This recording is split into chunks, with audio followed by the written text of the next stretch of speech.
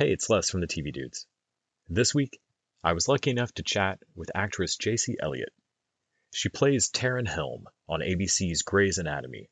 The show comes back tonight, January 23rd, for the second half of season 16 as part of a special Station 19 Grey's Anatomy crossover, which features Jaicy as Dr. Helm. I was excited to chat with her, and we have a great time. I hope you enjoy.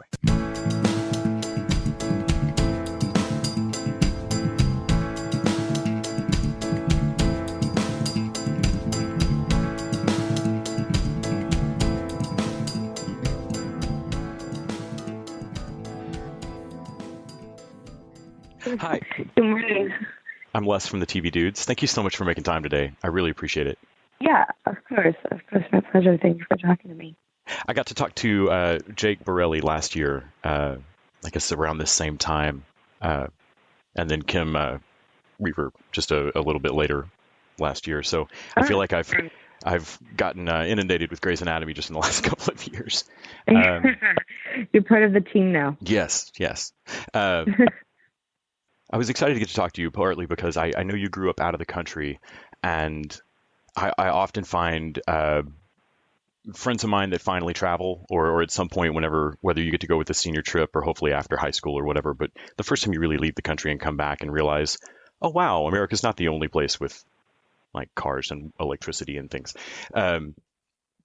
can be a wildly shifting moment in a person's life. Growing up, and doing your formative acting training in France and then moving to the States, do you feel like you had a different take on what acting meant to you or what the path might be, maybe commodified differently in your head, or did it feel different growing up than when you met other actors here? Yeah, totally. I mean, I come from a small town in France, in the French Alps. I grew up there, and then I went to Paris. And growing up, acting it wasn't ever considered like a real option.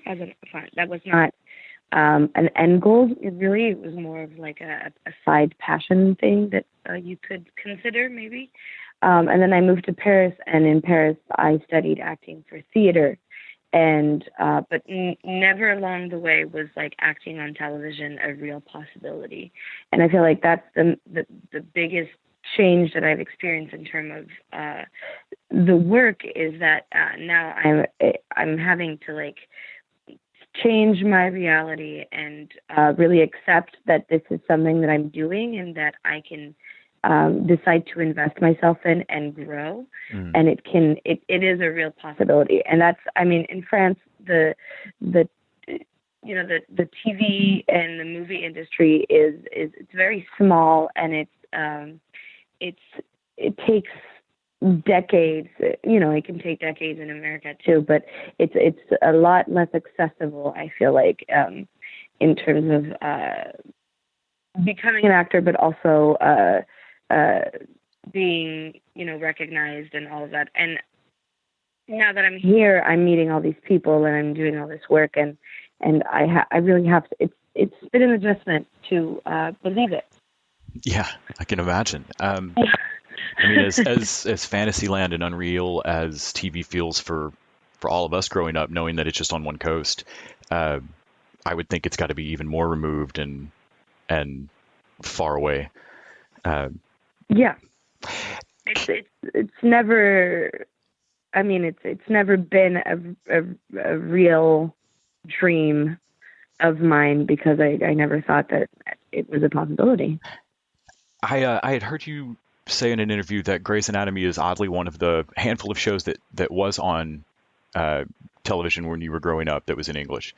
Can you talk a bit about trying to keep your nerves together during the audition process, or what it was like on a show where you really know it? I'm sure sometimes you go out for indie films or you go out for a production or a pilot and there's no emotional attachment to it. You're just walking in cold and want to kill it in this interview. I mean, in this audition.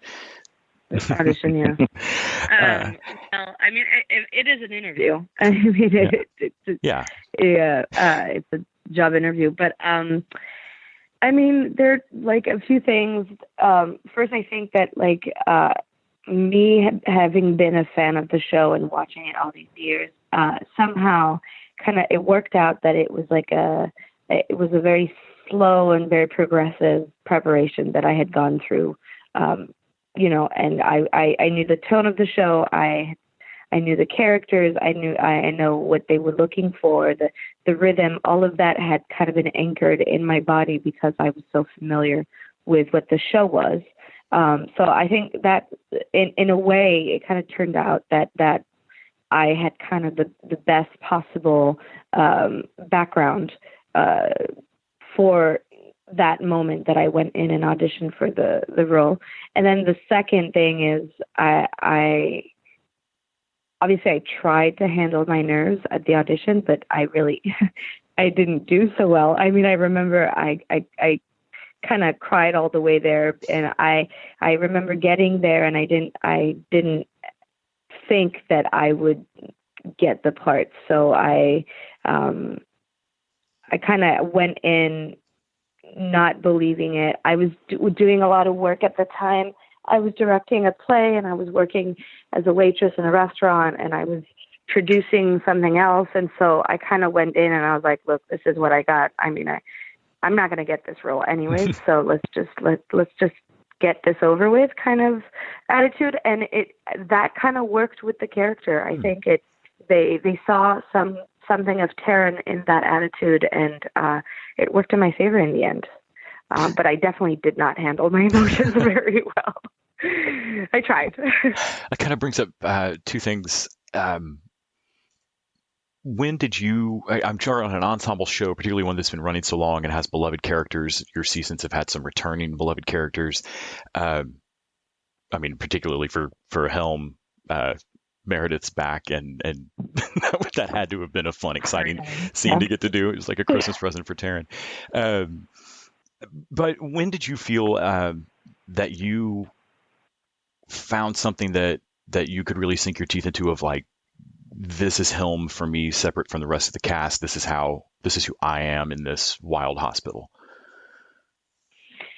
I think that I kind of got the gist of what Taryn is about.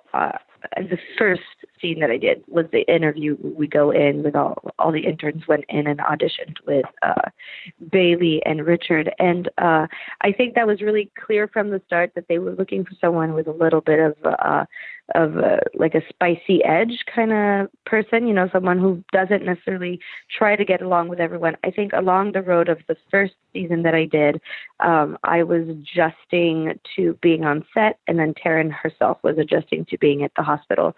And so both of our energies were kind of like a little more agreeable than what I thought Taryn was meant to be. And now coming into this third season for her, I feel like she's getting a little bit more of an edge, and I'm very excited to explore that because it's fun to play, but also it gives her back her identity as like kind of this cutthroat, I don't want to say backstabbing because she's not, I don't think she's mean, but I think she just kind of has a thirst for winning, and I'm excited for her to explore more of that. I don't think any character on the show is going to possibly last very long without some level of competitiveness. The whole hospital just kind of runs on it. The other thing that brought up for me earlier was that you're directing a play. I know you've gotten to be in episodes that are directed by several of your co-stars, Kevin McKidd, Debbie Allen's directed, and that's often a thing that can happen on a long-running ensemble show. Folks on Smallville can eventually ask to direct. Folks on Younger can eventually get to direct. Is that something, maybe not on Grey's, but eventually in your career, is that something that you'd be looking towards? Yeah, absolutely. I'm interested in all of it.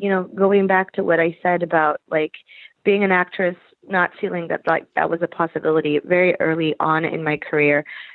Even when I was in France, I went into writing and directing and producing because when it comes down to it, I love the business of it, and I love the people that brings together. And I've come to really appreciate all the different sides of what making a show or a TV show or a play or anything that's related to that industry means. And I would definitely be interested in directing and writing and even, just producing and casting. And there's just so many things. It's all about people in the end, I feel like. And it feels like an endless anthropological study, which I love. So all of it is good for me. Obviously I love acting, but I'm open to everything. Yeah, I recently got to see a casting session go through on a narrative podcast, and watching individual things during the auditions of like, that's amazing, and then seeing the final thing put together and going, oh, now that's absolutely. It was just a beautiful kind of like, oh, this is perfect. This is exactly right. To watch a movie and feel like the casting has been, so meticulously picked and, chosen to fit those characters, when you can really feel that symbiosis. Is that a word in English? Symbiosis. Like that might not be a word, but yes, thank you. But when it works out, you can feel it. It's just perfect. And casting, it's such a precise art to itself. So that's really exciting. Well, I know we left off last season with babies everywhere and all sorts of craziness. Is there anything coming back this Wednesday that you're particularly excited about? Yeah, I mean, everybody is like kind of on the edge of the cliff, and we're all kind of holding our breath, whether it comes to like relationships or babies or even there's been a crash and all that. And I'm very excited that there's that the car bar crashes into. Oh my gosh! Yeah, did you put your beer down or not? Yeah. Really hoping Helm was in the bathroom. That's just that is like. But I mean, for Taryn, I think there's a lot going on, and I think it extends to everyone on the show. And this second half of the season is just going to be a lot of resolving a lot of issues, and I think it's kind of like we reached this climax, and now we're having to deal with all the consequences of that, and I feel like that's really satisfying to watch and to work out with the characters. So I'm excited to see it. We're having a viewing party on Thursday. We're all very excited to watch it. So, yeah, it's a bit like we've clicked up to the top of the hill on the roller coaster, and now we're just it's about to just go. Yes. Well, right. Thank you so much for making time today to talk to me about it. I really appreciate it. Yeah. And have an absolutely wonderful rest of your day.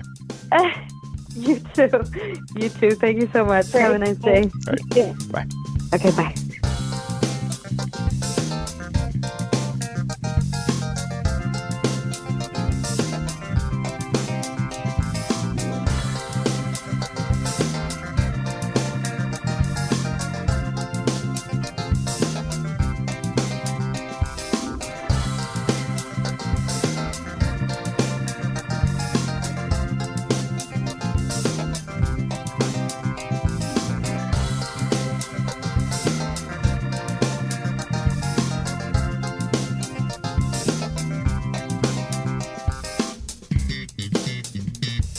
The TV Dudes is an independently run podcast and a member of the Electric Sweater Podcast Network. We are exclusively listener supported. If you'd like to help us out, go to patreon.com/TVDudes. You can like us on Facebook and Twitter @TVDudes. All the music for our show is by our friend and original TV dude, Gregory J. Amani Smith. To find out more about us, go to thetvdudes.com and electricsweater.com. I'm Grant Davis. Thanks for listening.